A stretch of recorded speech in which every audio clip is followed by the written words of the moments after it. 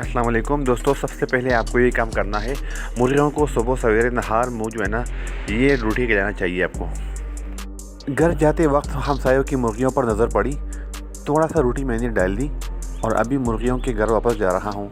देखता हूँ कि गाती है कि नहीं गाती। गाती है माशाल्लाह, ठीक है। सब मुर्गियों ने खाना खाया है और लहसुन की बारी है। हफ्ते में एक बार हरा घास खिलाना चाहिए।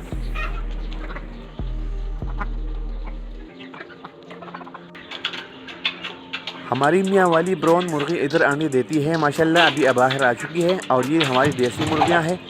आ जाओ यार, इसको थोड़ा सा दाना मैं डालता हूँ। दाना खाने के बाद मैं आपको पानी दिखाता हूँ कि कौन सा पानी इसके लिए मौजूद है। सर्दियों में ये पानी इसको पिलाना चाहिए, ताज़ा पानी बिल्कुल नहीं पिलाना चाहिए इसको। ये देखिए ठंडा होती है इस तरह का पानी। मैं आपको तरीका बताता हूँ अभी। ये देखिए इसका माशाल्लाह रिजल्ट चेक करें। सबसे पहले एक बर्तन में पानी ले लें।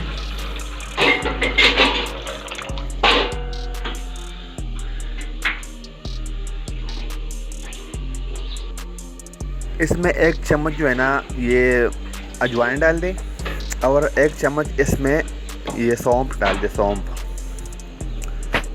और 5 मिनट के लिए इसको रहने दें आग पे। तब तक मैं नाश्ता करता हूँ, उस टाइम तक ये उबलता जाएगा।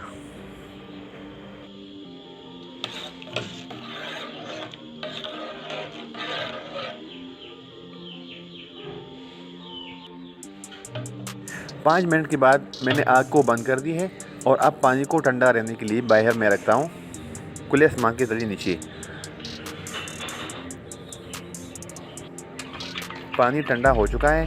अब मैं इस बर्तन में सामने जो आपको चूजे और मुर्गी दिखाई देती है ना, इसके लिए मैं पानी डालता हूँ। ये जो पानी मैं आपको तरीका दिखाता हूँ, ये पानी जो आपको मैंने अभी तरीका बताया है, ये चूज़ों के लिए भी मौजूद है और मुर्गियों के लिए भी मौजूद है। क्योंकि इससे इसका जो मैदा के मसाइल है, जो हाजमे का मसाइल है, वो इससे दुरुस्त हो जाता है। रोज़ाना के हिसाब से इस तरह के पानी पिलाओ, इंशाल्लाह आपकी मुर्गियों को कोई भी मसला नहीं आएगा, कोई बीमारी नहीं आएगी। मेरे भाइयों, इस तरह का पानी जो है ना सर्दियों में पिलाया करें, इससे काफ़ी मसाइल हल हो जाते हैं। पोट जो बंद होते हैं उस तरह के मसाइल भी नहीं आते हैं, सारे मैदे के मसाइल होते हैं। मेरे भाइयों, इस तरह की पानी पिलाओ सर्दियों में, इससे बड़े बड़े मसाइल हल हो जाते हैं। सारे मसलों का जड़ जो है ना मैदा है। जब मैदा दुरुस्त होता है तो सारे मसले खुद बहुत ख़त्म हो जाते हैं। जो मुर्गियों की पट्टों की चूज़ों की फोट बंद हो जाती है ना, इससे भी इंशाल्लाह वो मसला हल हो जाएगा।